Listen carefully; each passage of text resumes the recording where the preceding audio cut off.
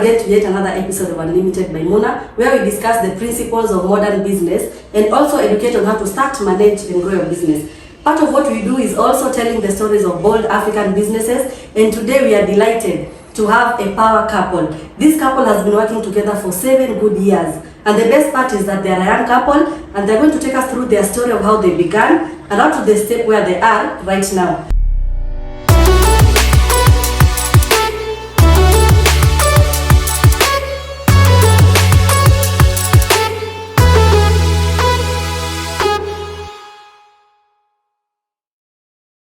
So karibuni sana Mr. and Mrs.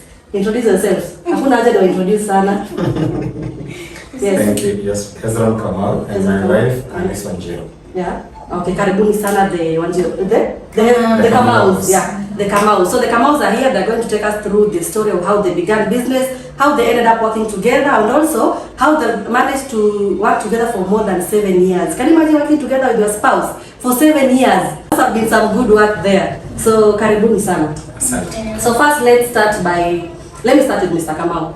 Let us just take us through maybe when exactly you guys started, maybe where the ideas came from and how you guys ended up working together as a couple. Okay. Yeah. So first of all, I started my first business in 2014. That is after leaving college. But then she came to join me in 2017. Okay. So in 2017, she was doing writing. Okay. Academic writing. Academic writing. So when I hosted her in my house, she ended up staying. And then wow. Dropping it like it's hot. I will not recover this.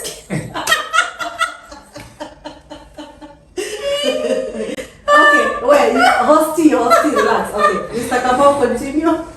So when I hosted her, she decided to stay. And after realizing that, maybe she came to realize that there is need for her contribution. She had passion for business, but she hadn't yet figured out she had passion for business. So when she saw me struggling with the businesses, because there were 2 of them, she decided to come in and start working. Okay. So on 2017 is when she came in. Okay. So on there were 2 businesses. One of them I used to operate a movie shop, and the other shop I used to operate a snack shop. Okay. So when she first came in 2017, we first had to fire everybody. Okay. Because the business was not stable. Okay. So she came in, we fired everybody, everybody left, so it became like the technicians in the businesses. She operated the front side, and I operated the back side. Okay. So supplies were me, everything was me. She was the front face of the business. Okay. Good for her, she had done mass communication, so her PR skills were up to par. Yeah. So dealing with clients was easy. Okay. The hardest part was dealing with male clients. Male clients. The front part, what he hasn't said, the front part we're dealing with loans. Oh, loans. We're issuing loans. Okay. Na kulikuwa na electronics. Okay. So someone wants something and anapatana ni there's a lady in the front and anauliza, are you sure you can be able to do it? Yeah. You understand? That was the hardest part. Yeah. So they come and they wonder. I kept calling him, that was the hardest part. Okay. So the biggest thing was, electronics is a man's stuff. Yeah. So they do not expect to find a lady who is selling electronics and can be able to do so. Yeah. So they used to wonder, how comes a lady sells electronics and also issues loans?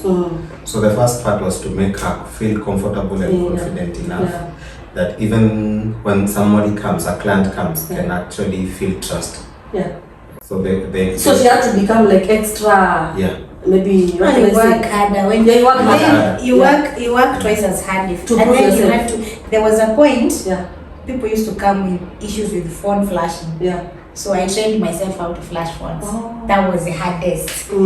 They would come. So I had you people help with flashing. Yes. Where's the guy? So first I used to say, just go, he's just there. Yeah. But then the guy would tell them, I can't flash phones. The lady is the one who's doing it. That was hard. Okay. So trying to prove to people that I can actually do it and I can sell electronics. You have to, like, he taught me how to be hands-on. Electronics, loans, someone wants to flash a phone, then you have to deal with all the crazy people. That was hard. It was hard. For a woman, but it taught me how to be emotionally at par with things. With how the business was taking you. So I'm thinking about you guys saying that before you started with the snack shop and the electronics. You've mentioned how you are running the electronics shop, but not the snacks. So how are you also dealing with the snacks side?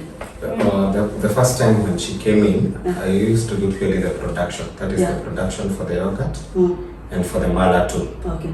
So when she first came in, we figured out we cannot run all businesses simultaneously because we had not created systems for running the businesses. And when I talk systems, I talk about accounting system, where the cash flow inside the business, how we run the cash flow. So it was very hard for us at first. So what we did, we first closed one business. We closed the snack shop business. So after closing the snack shop business, we took a year so that we stabilized the movie shop business and the loan business. So that means we created a structure on the business. How do we issue loans? The interest, how much, how long, the process for the loan, what is the protocol for issuing a loan to a person. So once we had that laid, the groundwork laid, that is when we came back to this other business to raise it up. So after a year or so, that is when we came back, we revived the business again and started working on it. Okay. So I'm thinking about a scenario where you two, you live together, you're a couple, and then now you go to work together. So I'm thinking about maybe do you have rules for at home and maybe rules that apply only to work? Because I believe in any institution or any kind of business setup, there must be some rules that you have to follow. So are there some set of rules that you have to implement when you get into work, or it's just freestyle for you? She can first start. I think the hardest part for me was recognizing that when you're at work, he's not happy. He's not babe. He's not babe. Yeah. And then when you're at home, he's someone different. That took a while for me to adjust. Because I'm thinking when I do something, he's mad, but I'm thinking, why is my husband mad? He's trying to tell me, he should be I'm mad.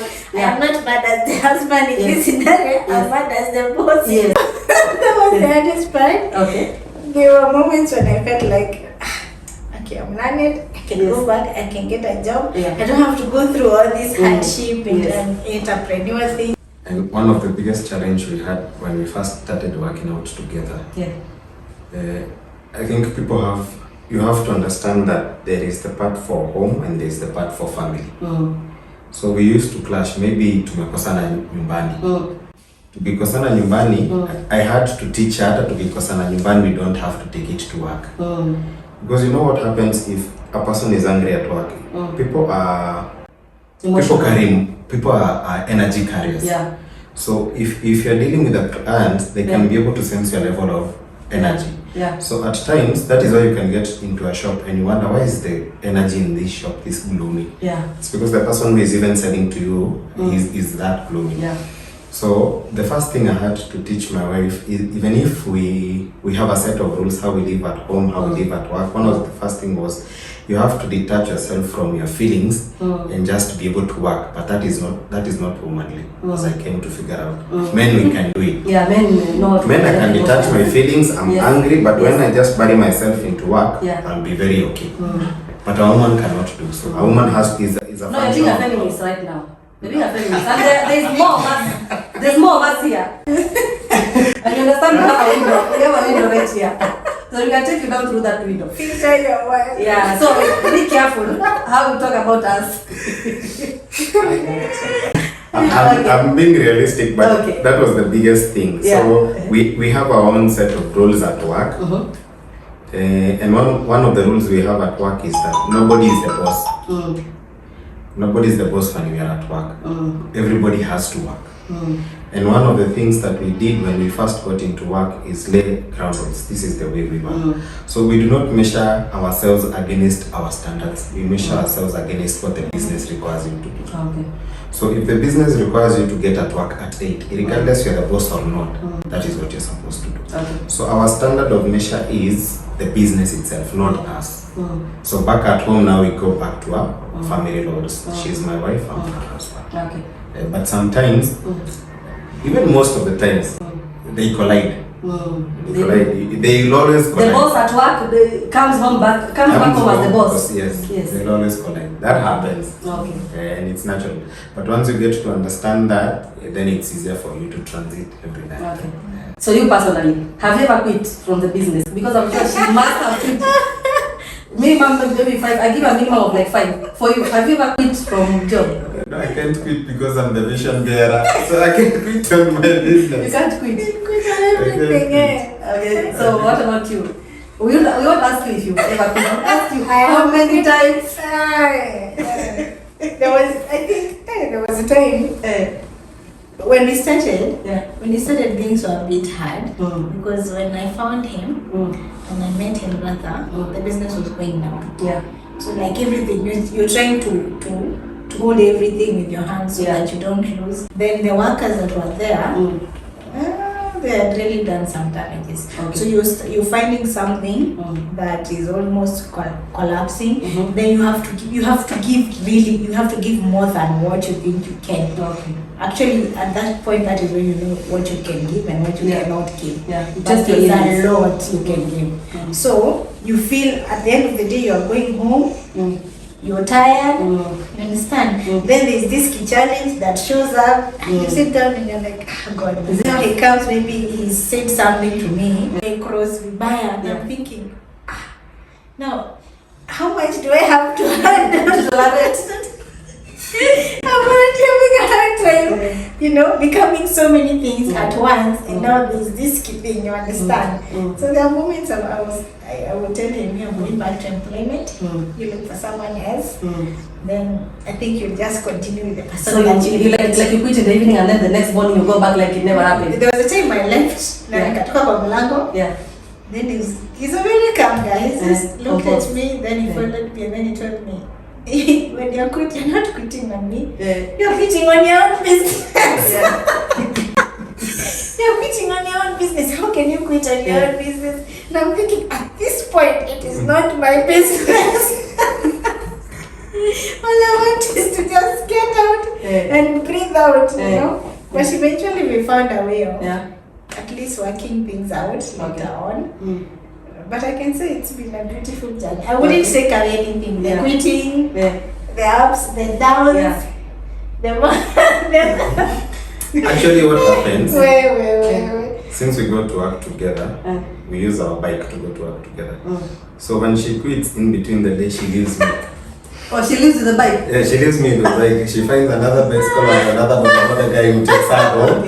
Now I come later with my own bike after I've closed business. That's what usually happens. Now, being in business together, do you two have like different, roles in terms of the departments in business? Oh yes, in terms of the departments in business. Do you like have different roles you take care of, or for you it's like anyone can do anything? When we first started out, anyone could do anything. But after now learning the business, we figured out we don't want to stay stuck in the same level. So we have to split roles. So when we split roles, I'm good at accounting, and I'm good at actually pinpointing where there is discrepancies in accounts. So I was given the part for the accounts part, based on how she could see. She's not good in accounts, and keen in following in the part for accounting. So she's good at reading people's minds and actually behaviors through instincts. I think it's a natural woman's thing. It's a gift. It's a gift too. So first of all, she was given the role of human resource for the part of hiring. So, and then I was left for the part of firing. And how does that, do you come to an agreement when it comes to that? Because I can imagine hiring is not a simple process. Yes, it's not. By the time you find the perfect guy for the job, it's not a simple process. And then if you're not the one who is doing it, someone else is helping you with the getting rid of those people. Does the conflict come across at that point? No, we have like, before we get people, we literally sat down and we came up with ways we are going to handle the workers. what we look for, maybe at every particular point, I think your business requires something different as it is growing. So the person maybe you needed 5 years ago is not the person you need right now. You're not going together. Yes. So what happens at this point? You look at this is what we need. So we write down everything we would want. Every worker. We even go to the extent of getting to know the kind of a personality that will be suited at this particular role. You understand? Then we have a probation period as well. Especially now when you have to deal with loans. We are dealing with money. Yes.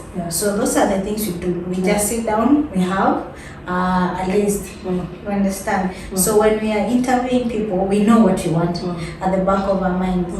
You understand? So that is easy. So eventually, maybe after a month or two, if you don't fit in, then we just cut you short. We sit down and we realize, this guy. So at least we don't clash on that part when it comes to workers and employees, or when it comes to the organization or the business. We plan a lot. So you sit down, you plan, this year we're going to do A, B, C, D. And the best part of planning, I've realized is that no matter how big, it will still actualize.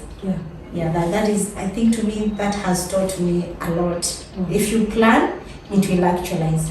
We have things, we go back to our diary to know, wow, we once wanted this. You've already overdone it with maybe milestones. So that has really worked to help us get to where we are. Okay, so working together for the last 7 years, do you have maybe a specific proud moment or a milestone that you guys have gone through in your journey together in business and also maybe as a couple? So in business, the first thing was to open, when we first started off the loans business, we wanted it to, we were first just issuing loans as shelves. Okay. But as time has progressed, we are wishing to grow into a microfinance. Okay. So the first thing the first milestone we celebrated as me and my wife was the part for first building our office now. Okay. We have an office that is located, of which we are wishing to transit it into now microfinance. That is one of our proudest moments. Now, as a couple, staying together in business for 7 years is not an easy thing, and relationship too, and a business too. But the one thing that comes in very handy is when you are working with your wife, you know she comes in 100% and you also come in 100%. It's not like a business that is only owned maybe by the husband or one side. So you get 200% on the job, and that is very good, even in terms of growing. That is why couple-based businesses grow faster than one person, than one gender business.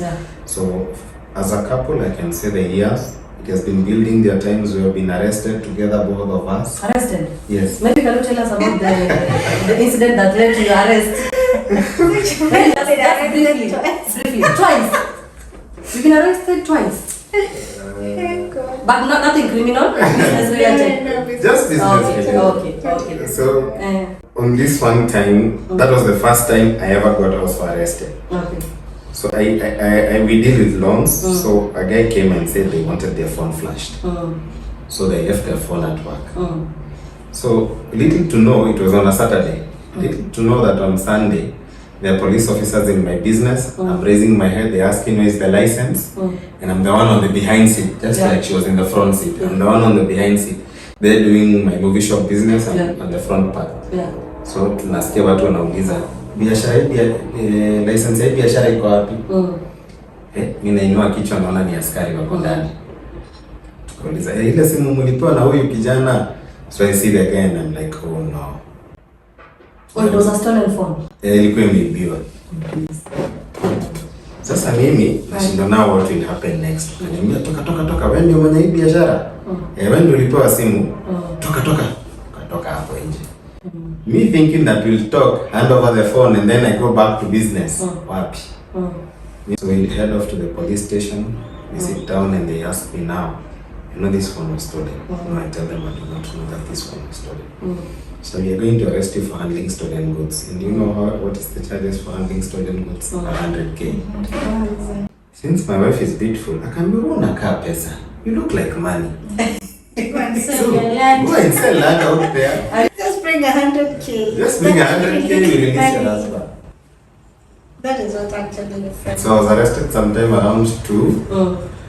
I was bailed out at sometime around 4. 15,000 less. 2,000 for the phone that was supposed to be given out. And 17, but a lesson learned later. I think in every... So with people who are flashing phones, they have to be careful You have in case it's stolen. Yeah, in case it's stolen. Personally, it's not But- a good thing. So you stopped flashing phones? Yes, we did. Okay. We did. From that moment It was just onward- a stepping stone to Okay, add up yeah. to what we have Yeah. as we grow, because Yeah. we had a big vision. Yeah. We don't want loans. You understand? So you have to look for extra sources income. to at least push you to where you want to go. Yeah. That is why we were doing it for a start. And the second instant of arrest? The second instant of arrest was we issued a loan to a friend. Yeah. Now after issuing a loan to a friend, we forgot to ask for collateral. Okay. So when we went to claim for the money, we had given the wife the loan. Okay. There were two, there were a couple. We had given the wife the loan, a loan of 10,000. Was the husband aware? The husband was not He aware. told us later on he didn't know that the wife has taken all that money. Okay. Yes. So when we went to claim the loan, we first tried mutual sitting. Let's sit. So how will you intend to pay us? How do you intend on paying us our loan? Then the wife said, I do not have a job currently, but just wait for a few minutes. I'll actually give you back your, for a few days, I'll actually give you back your money. And she hasn't paid you, and she keeps saying she doesn't have any money. We've tried to tell her at least pay in weeks. Yeah. You divide the money. We had even given the sister, that's the part she didn't tell you. We had given the sister, we had loaned her money. The sister to the lady. The same lady. Yes. And she said, since my sister was not able to pay, I'm going to pay all of it. So it was not just 10, it was more than 10. Okay. So when we went, we said, at least try and pay it, divide the money in weekly basis. So every week you give us This a specific amount of money, and the husband agreed, and we said it's okay. So we wait week 1, week 2, no response. Week 3, I think a month later, we got worried. So we decided, let's just go. So when we went, finding her with a replica of our shop, and you're wondering, you here? Yes. What of the money? No, I'm paying the money. I think it was during COVID. COVID happened. There's no money.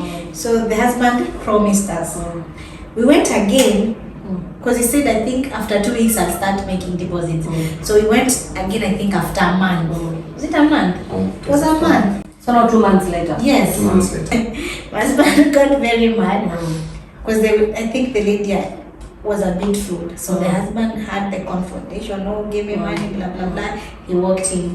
So when he walked in, the first question he asked him, where is the agreement that shows that you people had given my wife a loan?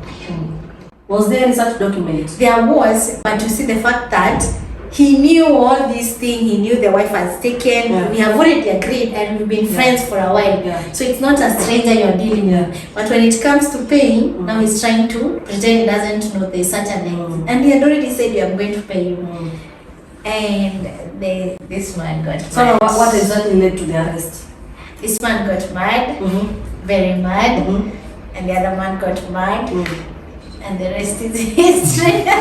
So I was there, and I was actually pregnant. Okay. I was pregnant with a second baby. So I'm thinking, no, wait, it doesn't have to lead to physical confrontation. No, he can't come to my shop and you take one. This one is saying you can't talk to me like that. And so there was a fight? Yes. The business closed down. We went to the police station, we sat down, and we explained it to the cops, and they actually understood. So they told the guy, Mr. Man, there's no escape. You just pay the money, because the money was even before COVID. Yeah. You know what he did?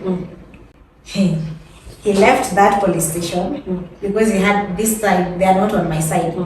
He went to P3, it's called P3. Yeah. Said that my husband damaged him. He stole money at the shop during the whole confrontation. He poured how many liters of milk. A lot of things. A lot. In total, they were summing up to 100K. Plus now yes. Plus now the hospital bill. Oh, they went to hospital. Yes. Then they went now to the main police station in Juja. Then they reported us there. But you see, all this information was doctored. Yeah. Yes. There was really no milk. There was no milk. And then imagine him stealing money. They said we stole money. We stole From their money. cash box. Yes, we stole money from their cash box. We broke a lot of things. No, the whole summary was 100,000. They actually wanted us to pay them back in terms of damages. 100K. So, and they went. So when we showed up at the police station, we thought this is good. We'll sit down and sort things out. So we were arrested. Immediately we walked in. So you got arrested immediately? There was no one who was willing to listen. Okay. Me with my So now stomach. both of you were arrested together? Yes. The second time? Yes. How long did you stay in the cell? We actually slept that night. Yes. And the next day was my birthday. I spent half of my birthday in a police cell. Pregnant in a police cell. It was your birthday. Yes. And you know, at some point when you're in a cell, they give you like to choose. You know, you're given, you go do this, you go do this. So along the way, I started bleeding. Then I told them, me the way I am, I'm not going to do anything here. So they even giving you what to do? Yes. I said I can't. I thought people at the police station just sleep. No! I've never been there. I thought at the police station is sitting. Why do you think it's go not for clean? food, maybe go to the toilet, come back, sit. It's not clean because of people like us who are arrested like that. You do the cleaning, thorough cleaning, the slashing, everything. So I said I can't be able. I'm bleeding already. I'm expectant, and the way I have a backache, and you know there are no seats. Sitting on the floor. You sleep on the floor. Goodness. Okay. So what happened? It got worse. So I told one of the officers I can't do anything, and they said we are going to take you to the hospital and check whether you're actually pregnant or you're pretending. They fabricated all types of stories, but they eventually paid. No, I felt I need to let it go. Oh, it was no longer worth it. It was not. I looked at it and it was not worth it. But one of the lessons learned from both arrests, one of them is if you're going to do business, it's very nice you have to understand the legal part. The legal part that specific business. The legalities of that businesses that you're doing. If you do not, so you'll find yourself in a lot of trouble. And some of them, ignorance is not defense. So you cannot say, I didn't know, because that would be acting out of ignorance. So therefore, you have to understand the legalities that surround the business that you actually do. So and also stick to your guns. If you give loans under collateral, don't extend courtesy to either family members or other people or people you know, friends. Under the name that they are friends or they are people you know. The times that we have always done that, we have always ended up getting our fingers burnt. So it's always good for you to also follow the protocol that you've laid down in your business. Okay, I understand. So, being together in business as a couple, what advice would you give? Because I understand there are also other couples who are young out there and they are thinking of working together, but they feel like it's not really worth it, or they're not really ready to go through the trouble of working together with their partners. You hear many people say that they are more comfortable working on their own, or maybe pursuing something on their own. Do you think that there's something positive that has come out of you working together that you would advise other couples out there? Of course, there's a lot. Okay. Yeah, of course, there's a lot. You can, but I think one of the things that makes couples not to work together, it is because they do not sit down and plan together. Okay. So everybody is on their way. This person is working this way, and this person is also working this way. I think the one thing that you have to learn as you are working as a couple is to find a middle ground. She wants this, I want this. So you lay down a middle ground where each and every partner in that business or partner in that couple, you meet in the middle. So once you also decide the goals that you want to reach out to, now there's the part she contributes and there's the part where I contribute. So the one thing, most important, lay down a middle ground. Plan together each and everything that you do. Plan the finances together. Now that's the most difficult That's part. fine. Because now Most difficult. people are transparent with each and every other thing. Yes. But now when it comes to finances, Yeah. that's the problem. Many people are Yes. are not really So, willing to get on it. you know, when you work as a couple, people think that if you have a business, that each one of you has a salary. No, when you work as a couple, whatever you earn, we put it all on the table. We lay it down all. This is the much that we have made from the businesses minus the expenses.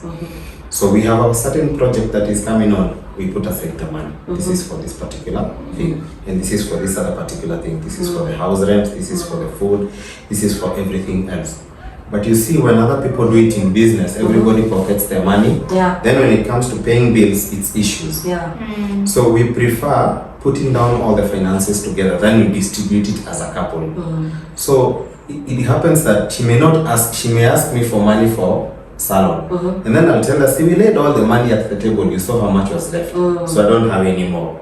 Yeah. So it's easy, even us dealing as a couple with finances. Yeah. It's easy. It gives you a personal discipline. Yeah. Because you already know what's on the table. Yes, and every party included knows what is at stake. If Yeah. you dare touch this money, maybe our future projects Yeah. are at stake. Yeah. So apart from the finances, we had to get it down. Now we decide this is the much that we want for the finance part and everything else.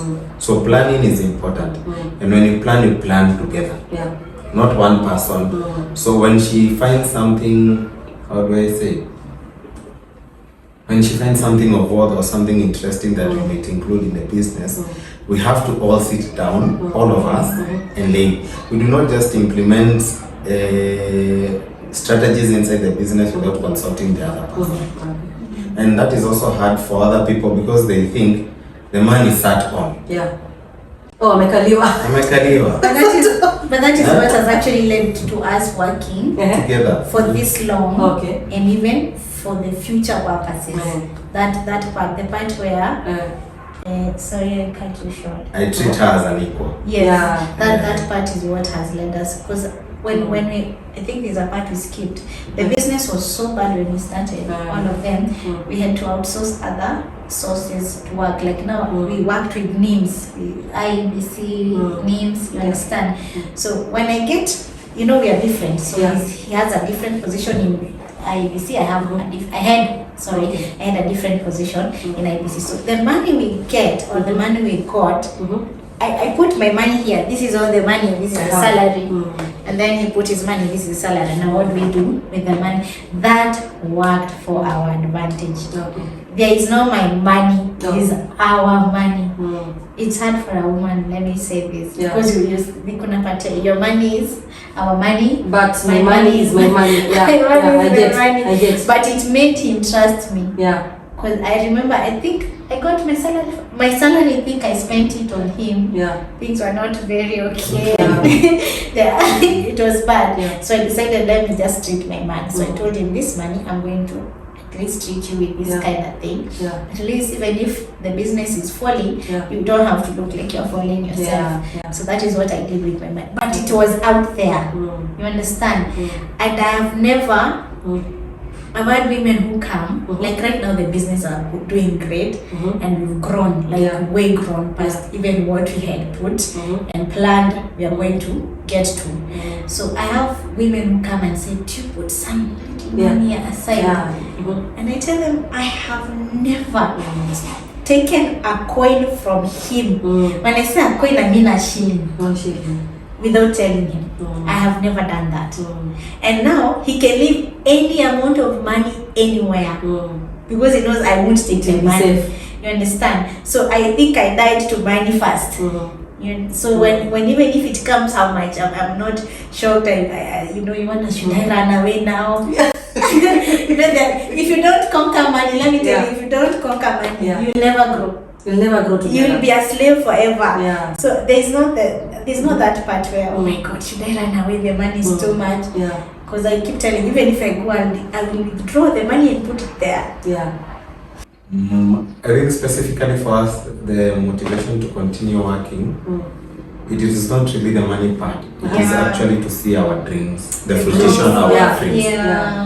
Yes. So what actually keeps us together and binds us together also as a family, apart from business partners, it is because these businesses are fueling our dreams. Yeah. So minus the businesses, we have nothing to we To have not to look push forward our to, dreams. yeah. So that is one of the biggest part that actually help us to be accountable to the money part. When I mean and also when I mean the accountability, she's accountable to me even in terms of finances, and I'm accountable to her even in terms of finances. Not like you are the person who we look. Okay, I've seen businesses where the wife looks more like a helper, and then the husband is the one in charge. No, she also works. She works as hard as I work. Yeah. If we have to leave work at 9 or 10, she's still there. Now, things have changed as time has passed by because now the family is bigger. There are 2 kids plus. There are actually 3. So she has to leave earlier than I leave. So that also happens too. Yeah. But when we met, when it says you have to work hard, there are moments we used to leave work. At some point at 12, so you cook supper and you realize it's morning. Wow. Should we eat breakfast or should we eat supper? So you give all that. There are moments when I'm at work with my baby, my firstborn. She's sleeping there until people are asking me, which kind of a woman are you? The foundation was hard. I will not say it was a walk in the park. It was very hard. You work, she's sleeping there, then you're trying to save. So we couldn't even eat lunch outside. I used to cook. And I'm still the one who's in charge in the front. So the customer will show up and, hey, I'm here, I want a load. And you're cooking? Yes. Okay. You reduce the heat, you go, and then after a few minutes you realize, my food will get bad. So you just give me 1 minute, I'll be right back. You rush back to the kitchen. Do you finish cooking? Because you're trying to save. And you don't have a lot. So I can't say it was as easy. It wasn't. But at least it was worth the trouble. And all that. But if I was to give my advice, I would specifically give my advice first to women. When you meet a man, you meet a man who has a vision. One of the things I used to ask God, make me relevant to this man. I swear I prayed that prayer so many times because I did not want to be a stumbling block to him. And I've realized his dreams were different kidogo from mine, but we can merge things. So and that prayer worked because I would come up with ideas and they would work. He would come up with ideas and they would work. So in the process, you also gained respect from this person. He sees this woman is for me. Valuable. You understand? So that was one of the things I did. What are your dreams? I used to ask him so many times. I wanted to keep in check. Am I still in the right track? You understand? Am I giving what I'm supposed to be giving? That is, before you even ask for money, as a woman, that is one of the things you have to know. What role am I playing in this marriage? You understand? As a visionary husband, what role am I playing? That was one of the things I've had to learn. I think that was I can say that was the most beautiful part, but it was a bit hard to align. To align to those visions. Yes, to align to what he wants. But I used to pray a lot. I tell God, make me relevant to him. So I think for women, if you want to work with your husband, that is one of the things. Don't come with your it's good to have yours, but don't think you put aside yours. Me, I'm the one who's earning more, so I don't know what you're going to do, but you have to adjust. You can't do it like that because at the end of the day, he's the head of the house. One of the things that I looked for most importantly as I was looking for a life partner was change. Change. You know, in every aspect of life, you have to continue changing. So one of the things that I looked, and for me that was most important, was to look for somebody who can change. Precisely on their own initiative. That means they can sit down, they evaluate themselves and see maybe they are wrong and I'm doing something wrong, and they can change. So one of the things that has also helped us to cope very fast was that she easily changes. You can sit her down, tell her something is wrong. She can reevaluate and see, yes, it's true, it's wrong. So we have to change so that we can continue growing. And that is also important for me. And on the other part, maybe to top it all up, when we are hiring workers, the first few times before we learned the ropes of hiring people, it was hard because we used to hire based on the fact of how we see people. How you meet with people. And we have come to realize as time passes by that what actually meets the eye is not what is here. Yeah. The character of a person is what works. Yeah. So you may meet person, they are straight, they are sharp, they talk big. But when it comes to sitting down, performing, attention to detail, delivery on time, patience, consistency, those are things you cannot tell at first look. You can actually tell with time. So we devised ways of how we are going to know how to hire people right. And one of the ways that we devised of knowing how to hire people right was checking on their character. So we want to see you in an element where other people don't see you normally with the eye. So we'll check your Facebook accounts. We'll check your TikTok accounts. We do What is it that you we post? still do that till date. So what do you post? That tells me a lot Status. about we tell you about your statuses. So once we get a feel of what you post, it will actually tell us how do you want people to see you. Yeah. Because TikTok is out there, it shows you people how you want people to view you other than the way you are.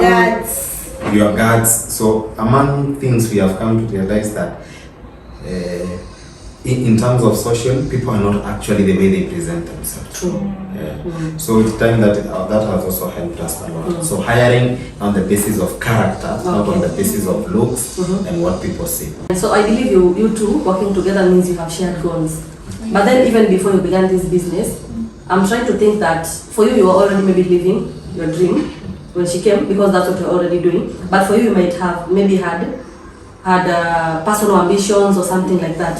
How are you able to, maybe as a couple, how are you able to make sure that at least as you're working towards a common goal, personal ambitions are also taken care of? Because I believe as you sit, maybe there's something you've always wanted to do. Do you sit down and combine those ideas and see how you bring them to life together?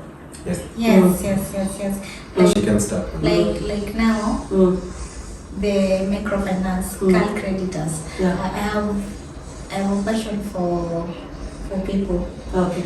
Like seeing people change from one person to a different person. Growth. Yes, actually that is why I wanted to pursue media. Yeah. I wanted to do actually what you're doing. Okay, nice.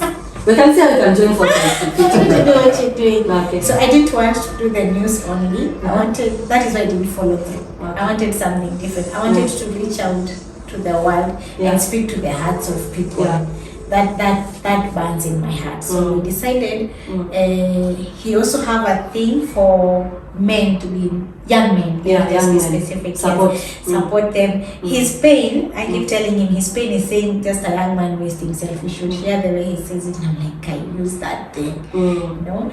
So we decided we are going to mentor. We will start with boy child because they're still the most neglected. Let's just speak the truth. Out there in the society. So we decided we are going to mentor young men. So we sponsor them from maybe high school if they are sharp. Then eventually we teach them the basics of business, finance, because most of these things are not taught in school. You understand? The hands-on part. You have head knowledge in school, but then application is a whole different thing. So we decided we are going to do that mentorship program. So you have that mentorship program? It is now cooking. Okay. So that is how we've decided to merge. Also, now you're working on that. We are working. Yes. So we mentor you. Then eventually, if you want to be part of our business, you can be part of our business, our company eventually. If you still looking for an opportunity. Yes. So we make you into what the society can absorb, and you can give back. Yes, you can give back to the society. Apart from now, the education you get from school. You understand? So that is how we decided to merge them. Maybe eventually we can put in the ladies, the young ladies, as time progresses. But that is my passion for me. On the same, you know, at first when you're starting off, it's you have to think about food first. Hand to mouth. So life is about progression. So first we have to feed the family. When the family reaches a certain point, you decide now, maybe now can we now advance to our own personal interests. I have an interest in farming, first of all. I also have an interest in partly what she does. I also in mentorship now. I have also an interest in mentorship. But one of the challenges that we noticed, it is that human life is so interdependent. You cannot actually achieve things on your own. So one of the things that we saw was really lacking in society is the empowerment of the boy child. Yeah. So as a result of me hiring a lot of them and actually firing on the same, one of the things that I found that was much wanting was their character. So we decided now we can first start with a program where we can actually mentor young boys. Look for potential. Yeah. After we have educated them, then maybe we can enroll them into the business. Actually, they work. So as we teach them, as we pay for their school fees, we also help them gain life skills. So at what stage do you get these young people? Like when they're in school? Yes, high school. High school. Yeah. So you start paying school fees for this child right from high school. For them in high school. Partly how they let's say how they give back. It's not actually even a way of giving back. It's still a way of getting them to be sharp building skills. them. Building them. So we absorb them in the business over the holidays. We give them different tasks to actually prepare them for what's ahead in life. So that is one of the ways that we actually do it. So the mentorship and for the farming too, that's for us too. And then we have now the passion. Actually, most of our businesses are tailored around our passion. Okay. So the yogurt farm, the chocolate farm, and the snack shop, all of them are tailored around our passion. So sometimes when you're even working, apart from the few challenges of business, it's fun for us. So much of them fulfill our inner desires for the part of growth. And after there is a lot of joy that comes with, and that is why they actually told us stories. There's a lot of joy that comes with, I started this, so it as a kid from zero, been through all the challenges. It's a nice story to sit down and tell. So that also has been very fulfilling for us. The journey, seeing a business fall down and then just pick it up and grow. Pick it up. I remember when we first made our 100. The first 100K. And I couldn't stop talking. And John, until he dozed off, I would wake him up. You almost opened a YouTube channel. I almost addressed the nation. I can totally get it. So when you start that foundation, actually, maybe we will see how we can collaborate it with Unlimited. Because Unlimited is also about just equipping people with the right skills in business and also building a community around people in business. Business journey is very lonely. And it has a lot of challenges. It has a lot of challenges. So if we create a culture where we talk about these challenges openly and show people that it's okay, at least it motivate people not to quit. Very true. Very true. So I think that when you start that foundation, maybe now when it's structured, it's working, we can see how we can incorporate that vision and see how it reaches as many people as possible. Because the change starts with us. If we want a better environment for our children in future, the change must start from now.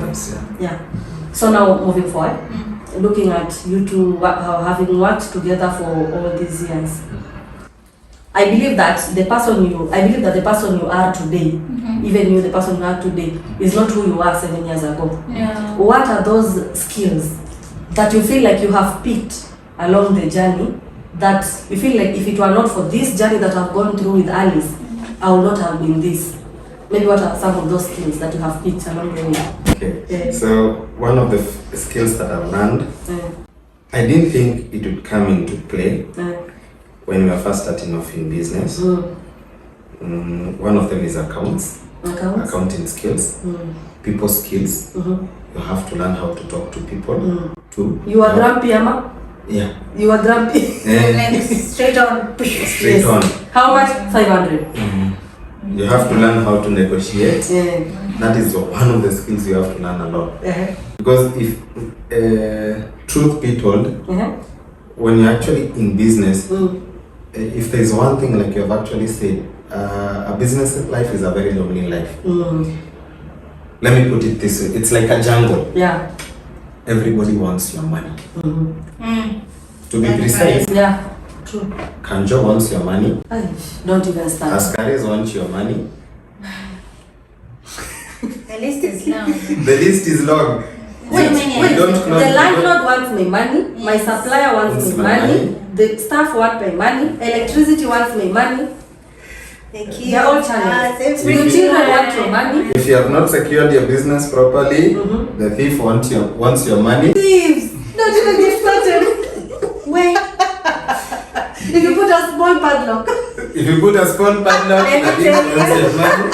We're walking up at I've never thought about that. We are walking up at 3. And it's a distance from where we live to the workplace because we have the neighbors have called us, say, you know what? Someone is breaking into your business. Okay, wait, you walked. No, No. he rode the bike like crazy. We almost had an accident. It's raining. With It's my a gown and night dress. Somebody called you and told you that thieves are trying to break into And your it's shop. true. They were breaking into our So shop. now what were you going to do there? Because I believe if you hear something, somebody is trying to get into your place, you call the police first. You see, for now, actually, we were told after they had already gone, so we wanted to assess the damage. Oh, damage. So we were called. But at least you tipped the police. Please tell me you tipped them. Yes, we did. They came. I called them. She's the one who must have done that. I called them. She must have. Of course, I called them. So we were told that around 3 our shop is being breaking out. Somebody is breaking into our shop. So we went, it was raining. And since now I'm in a hurry to rush to the place, our bike skid. Okay. On the time. She was not pregnant. No, I wasn't. She was not Thank God. One thing I've noticed is Always that she's always pregnant. When there's something Anytime somewhere something down, bad is happening. it's like the devil can smell. Okay, I think at some point you're supposed to tell us how you dealt with her being home pregnant and you are alone. I wasn't pregnant. Oh, you're not pregnant. I was wearing my night dress. No. Oh, you went with your night dress. And a gown. There was no time for you to dress. Yeah. Because you know, when somebody is breaking into your shop, you're not thinking at will I meet thieves or not. You're thinking how much money do I have inside that room that somebody wants to steal in a day? How much pain have I gone through to accumulate things that someone wants to take it in a night? How much sacrifice have I laid down so that I can get to this particular point? And then within one night, you wake up and there is nothing. You understand? So you're not thinking about that thieves. These are the last thing in your mind. Even if you meet someone, you kill them along the way. Yeah. Because right now your focus is I've worked hard for this. I still haven't achieved what I want, and I still don't want to kill this. This guy is trying to steal you. And this guy is trying to steal it. So one of the biggest challenges is now we are partly for the business, that was the accounting, the people skills, the negotiation skills, investing skills, money skills. Those are things that nobody else can teach you. Discipline with finances. Discipline with finances. So that is not some raising capital. Because that also you have to. With every step you need more capital. With every step you need more capital. Planning skills. Like right now when we first started planning, the other day we were thinking about it. When we first started planning, all our notes we used to write in our heads. Oh, you So we didn't carry write it around down? our notes, yes. And now as time has progressed, we have realized that when we sit down and plan something, we have to give first of all a timeline. Within this time to this particular time, we intend on achieving this. Apart now from the timeline, we stopped writing notes randomly. We got to the step of writing notes randomly. Now we have gotten to a point where we have to write notes as a format of minutes, office minutes. So we have like you have a meeting and write minutes. Oh, we have meetings, we put down things, we put dates there, we approximate the amount of money, and the most beautiful part is to see it come to life. So you give it an agenda. Agenda 1, agenda 2, what you intend to discuss on the next meeting, because what used to happen. You know, you're giving major couple goals. At this point, I'm evaluating myself. Like, where are you? Where am I? Yeah, truth be told, if you're a business person too, at times you come up with a very brilliant idea. You write it somewhere. Then since you never went back to review it, it disappears. It fades out with time because you have family things, you have issues at work and praise and the rest. So at times when you're going back at your diary, you realize, there was this one. But now, if you have a system of following up, like now the minutes thing, this is what we intend to discuss on the next meeting. We were not able to exhaust it on this particular meeting. So let's discuss it on the next meeting. So it gives your job a continuity. such that everything that you ever laid down, you can actually see it to fruition and to the end of it. So a lot of things, now accounting, money skills, writing down, planning, execution, those are things nobody else can teach you that. Only a business can actually teach you that. So there are a lot, unless now maybe for her she has other skills she makes it. Apart from the skill of never quitting. Never quitting. Which other skill have you picked from the business? I think for me, what I can say is I have had to be a mother, a wife, an entrepreneur, and I have had to seek God in the process. And I sat down once and I thought all this would drive me crazy, but I still want all. And one of the things I kept telling him, if it doesn't come in balance, I don't want it. I hate being on one end and the other end is falling. I can't stand it. So I asked God for wisdom. I want to do this. I want to find a way where I can balance all these and still have time for you, you know? Because if your spirituality dies, everything else is just a matter of time before it just collapses. That is one of the things I've learned. So I wanted to have a balance of all that, you know? So what I did, I've learned how to manage my time. So at some point I went sit down and I decided to schedule things. From 3 a.m. to this time, prayer. From this time to this time, I'm reading a book or the Bible. From this time to this time, the kids have to wake up. From this time to this time, some of my friends, when they call me, they ask me, Kwani, when are you ever free? But I also have days when I'm free and I decide, hey, let me just lock myself in and breathe in. So for me, I think being with him has given me, it has taught me how to manage my time. You understand? And without it, things keep falling. There are moments, yes, where you trip and you wonder, God, should I start all over again? But as I said, you have to keep changing with the times. And then there's a theory that goes, you know, when you're a woman, you can't do all that. You know, I don't know. But I think for me, whatever God's put in your hands with wisdom, every problem is a wisdom problem. You understand? You can still be able to sort it out. So one of the things that this has taught me is that I have skills and it has given me the capacity to manage things around me. That is the major thing for me, because I didn't think I'd be able to do it and, you know, and still keep your sanity. So that is one of the things. The other thing I think I can say, the main thing is patience. You think you have patience until something happens and you just go flying out of the window. Then you realize you flew out. When you just landed, you may fly out. Okay, let me get the stairs and go back. You know, patience is one thing that will make you rewrite your, what do you call it, resolution. You will rewrite your resolution in the middle of the year. Because you think you're patient, but then wait until the situation happens, the circumstance. So there are virtues that are shaped with hardness, and actually most virtues are shaped with hardness or circumstances. So for me, that has been the most beautiful part of my journey. You know, every hardness created something else in me. A certain value. A certain value. So I have gotten to a place, I'm not scared of the cops anymore. There was a time they would call, there's a guy who speaks like a police officer outside and you're like, oh no. It's on again. What do we do from here? Now there's a time, one of our workers had an issue with a bike. I don't know what he had done. I told him, no, don't go. I am going. So I'm the one who went, finished the case. You slept there, what will be worse? Yes.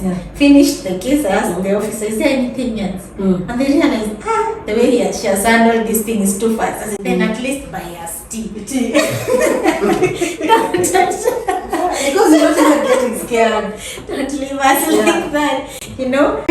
We like when we started, there was a time we stayed for a whole week in the house. I'm sure even the neighbors were wondering what is wrong with us. We just eat and drink. When we got a worker, our first worker, so we decided to take time out and plan a whole week. But let me tell you, quarter of what that business is today was from that planning. That did. Yes. Because we planned and we decided this is the dates we're going to start. And you know, we did marketing like you kept telling me you also used to work. We worked. That one I was pregnant. I was pregnant. Door to door. You're the one who printed the t-shirts and the flyers and the stickers. So we used to go, hey, my name is Seth, and some people tell me, we don't want to know, just get out of here. And we I totally know the trouble of door to door. We started knocking the door, at the door, say, hey, I'm here to tell you about my products and my service. So now, what were you telling people? What service was that? We had electronics, we had loans, so we had to explain to them. So you are coming to me. Yes. Tell me you are giving loans. Yes, I'm giving you loans. And you are working. Yes. And you have to give me money. Yes, we are. I can imagine what a difficult time you had explaining why your legs are dusty and why you are working with clients. Actually, they thought you were sent by a certain company. Not our own company. So we are the guys on the ground, we are marketing. Oh, so you had to pretend that you have been sent. Yeah, we have been sent. Okay. And then we put stickers for our business on gates, whichever. And one person actually called us and then they asked, how can you put this thing on my gate? Come here and remove it right. We had to go. Yes, they remove it. We had to go. Oh, you had to remove? Yeah, we went. The guy gave me a reading and I'm thinking, and he was just a caretaker. Oh. I know, he was not even the owner of the building. So we just decided, okay, this is how it's going to go down. One other thing that we have learned in terms of business, and I wish this we could have known earlier, that alliances are very important. Yeah. Alliances as in? Alliances, I mean in this respect, in any business that you get in, get to know the parties that are in that business. Okay. So when I mean like parties, get to know if you can actually get a person who actually works out in the part of where you do the registration for the licenses, it will ease out things for you. Okay. Or knowing someone. Knowing someone. Contacts. They are very important. Your suppliers, the people that you deal with on a day-to-day basis. It's important you get to have these people. And lastly, since we are self-taught business people, no one actually ever called us and sat us down and told us this is the way you're supposed to actually do business. No one. So part of what has contributed for that 1 week, she said that we stayed at work, at home. We were reading. We were reading a book in relation to business. We sat down and now we compare the businesses against the standards that the book is telling us today. For any other business person, maybe the book is E-Myth. The Entrepreneurial Myth. That is the book is called? The Entrepreneurial Myth. The Entrepreneurial Myth. Yes. By Michael Gaba. The other book that we have read in terms of business are 7 Habits of Highly Effective People. 7 Habits of Highly Effective People. Okay. Yes, by Steve Covey. These are not books you can actually read once. Sometimes even one sentence is enough to carry you through a whole week. Okay. So as you ponder and wonder how you're going to implement it in your own business. So one of the biggest things, there's a quote that says all leaders are readers, but not all readers are leaders. So one of the things that is the most important, every entrepreneur has to be an information seeker. Okay. You have to always constantly be seeking information. Yeah. Because that information is what makes the difference between you and any other business. If you ever sit down with any business person, what they'll not give you are not tips. Yeah. They'll give you information. This is what you're supposed to do. Any other successful business person. But most people think they're just band-aids and aspirin. They'll give you maybe a quick something that will just ease the pain. It does not work out that way.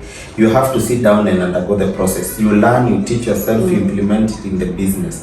If you have no one to mentor you in that business, books are a nice way to get mentored. You sure? Because they give you distilled wisdom. This person has gone through, tested this, came back, and now has given you the working recipe. This is what works. Go ahead.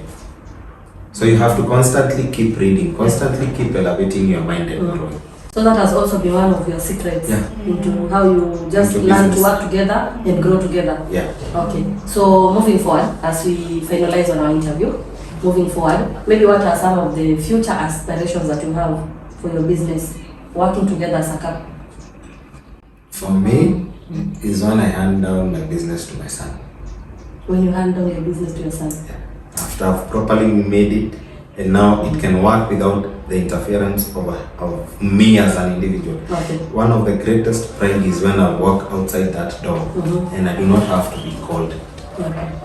Because everything now is running. Now the most important thing is for me laying systems strong enough and solid enough for it to work 1 month, 2 months, 3 months, 6 months without my presence. Okay. Now that is a milestone. So when I hand it down, I hope it can go for another generation and another generation. So for me, it's creating a business that surpasses time, that will stand the test of time after me having working hard for it. Because I wouldn't, when we lay down the policies for this business, we do not let them down. Let me put it this way, and this is the reason why most businesses fail. We do not lay down a policy, how do I say, ya kushikilia, ama it is for within this period of time or within this or like I'll do this for as long as I'm alive. No, we do not do it that way. We do it with the intention that in 5 years, can this hold water? Yes, planning. So if it cannot hold water within a 5 years time range, then it's not worth. So when you lay down a structure for finance, can this hold down for another 5 years?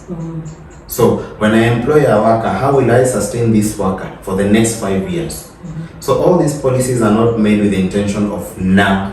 They are made with the intention that we are paying in the future. So how will this carry through for the decisions that we are making in long term? Okay. So I believe when we become entrepreneurs, nobody starts with the intention of closing down. But then now there's one thing that we as Africans, I feel like we've not gotten right, especially when it comes to building generational businesses. Do you feel like you working together creates that kind of business for your generation to come? Because one thing I've realized is that many African businesses, when they open, they die with the owner. They die with the owner. Once that person dies, you realize that the son comes up with something totally different, or even begin from scratch. Do you think that we should also let our kids go through this struggle that we've gone through, or it's also okay to build something that they can take over, maybe as you've said? I see it this way. I believe it's important that you build something that your kids can take through. And if particularly their interests are not in line with that, you can allow them because it's a human right for them to pursue their own interests. But now if they are not, that is why you should create a business that can stand on its own without any other party or any other person with close monitoring. So I think after you have worked hard, the biggest pride that comes in an entrepreneur is now handing over your business now to your son or your daughter. That is to ensure continuity for it. And then secondly, as you have said, there is no point in you struggling for this long, getting to lay the connections and everything else. Then after maybe 50 years after you retire, 60, 70, and maybe God calls you, then that business is just goes to waste. Don't see it fit. I believe it's supposed to be passed on to someone else. And then that other person, the most important thing that we forget as African parents, we forget to inculcate into our kids the right principles. So we do not hand them the right character and the right fabric for them to hold these businesses. So along the business, as time passes by, what you're supposed to do is give them the right character to hold these businesses. But you're not supposed to baby your kids. You're supposed to give them the right principles when it comes to work. Let them maybe start from the beginning, where you actually started, where you learned the ropes. Then go through the ranks as they get to learn how the businesses work. And maybe the reason as to why maybe I have vast interest in business, that is farming, that is yogurt production, that is loans. I don't think along those lines of business, I haven't catered for any line that anybody would not want to pursue. There is service inside it, there is production inside it. So even if you have any other vast interests, they are catered within those businesses. And then you also do not lay your eggs on all one basket. So it's good. The principles that guard entrepreneurship are all the same. Either you are doing farming, either you are doing yogurt production, either you are doing loans. The principles are the same. So you cannot be an entrepreneur when it comes to being a doctor, No. That means it's a profession you've learned. Yeah. But if you're a true entrepreneur, that means you can be given any other business of any other nature, unless maybe it's not within your interest, and you can be able to run it. Because the principles the underlying principles are the same. Okay. But in short, what is your advice? We'll begin with you, Alice. What is your advice to female entrepreneurs out there? What will you tell them about starting something? You know, people are just scared of waking up and starting something. So what is that thing that you will tell a female entrepreneur like you out there when it comes to running a business? I think one of the things I would say, the difference between a small thing or a small idea and a big idea, for me, as I had said, is planning. You understand? Planning gives you hope. Planning makes you see 5 years from now. If what you have conceived is just for the moment, then after a few moments later, it will not sustain the storms of life. But if you want something long lasting, plan, put God first, and stick to the plan. Stick to the principles, have information. You know, money, I keep saying money knows no gender. You understand? So you will not say this is money is for the female and this money is for the male. Money is money. So get the right principles. The business does not recognize your gender. You're the only one who knows you are a woman. The business does not know. What the business recognizes is the principles that you put inside it. So no matter how small, if you can see the future in it, and if you put the right principle and with the right planning, it doesn't matter. Because I know what it's like to plan and see it come to be. I know what it's like. It doesn't take a day, but eventually it comes to be. So and that's worth it. And it's worth it. It is not easy. It's not. I wish I can say I woke up one morning and there were a lot of things at my doorstep, but that was not the truth. That is not the truth. It is not easy. It's a journey, but in the process, you know what business does?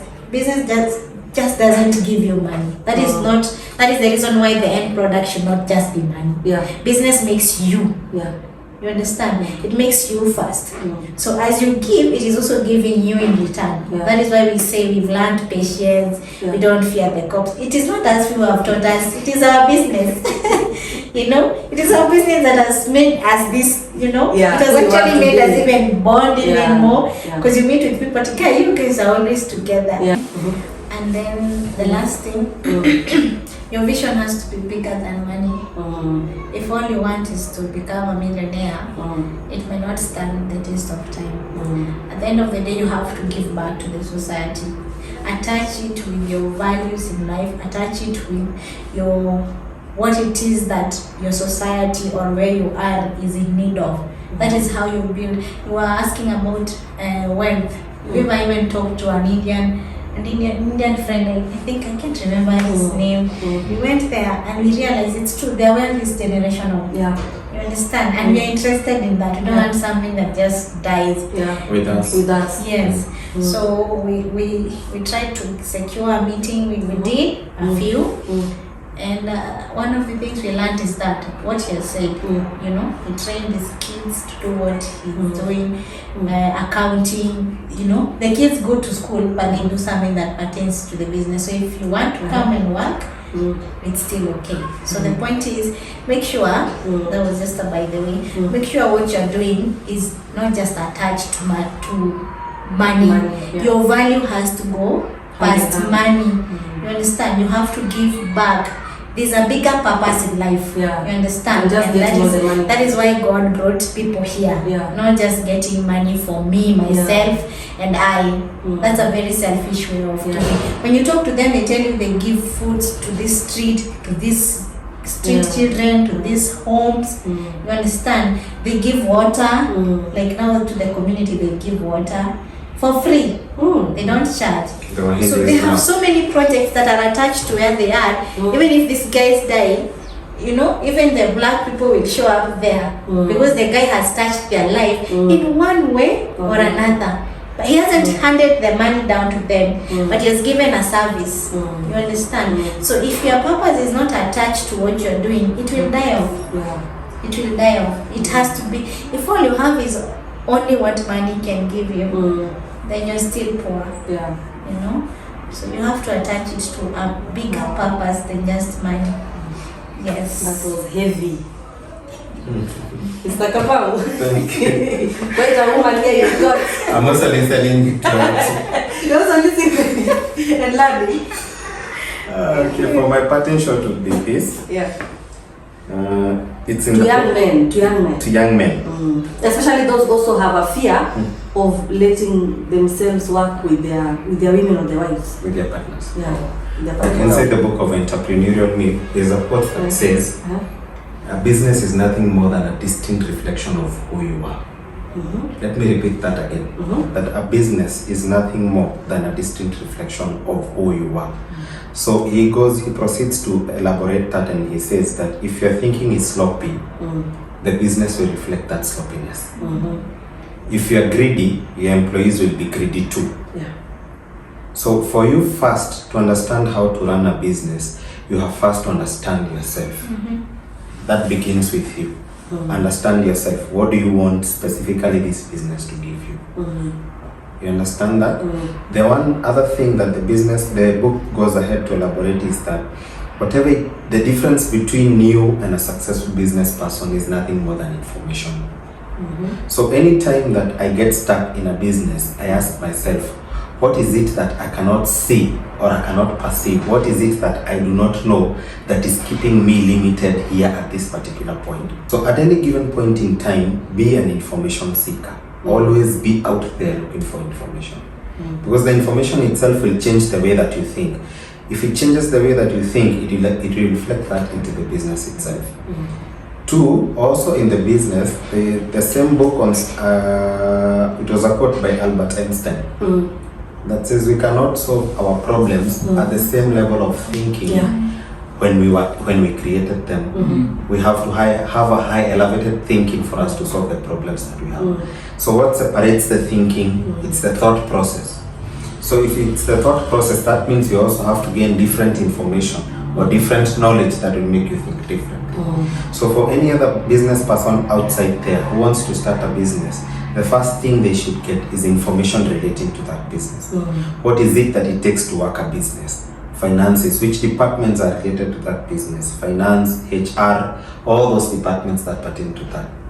And lastly, as you're working with other people, especially if you're working as a couple, know this: if you're all together in this 100%, there's nothing that will ever go wrong.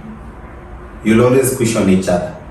It's easier. You have a fall, she falls on you and you fall on her. So it's easier for the business to suffer through the turmoils that come with running a business. That's all I can say. That has been quite an interesting conversation. Hearing it from couples who have started 7 years ago and up to date, and they still keep growing. And even as they grow, we believe that even as Unlimited, we are going to incorporate the vision that you have of wanting to extend your vision to with the young generation. So this has been Alice and Mr. Kamau, and that has been their story. If this is something you like, please give us a like, leave us a comment, tell us what you think, and also please remember to subscribe to the channel. Bye.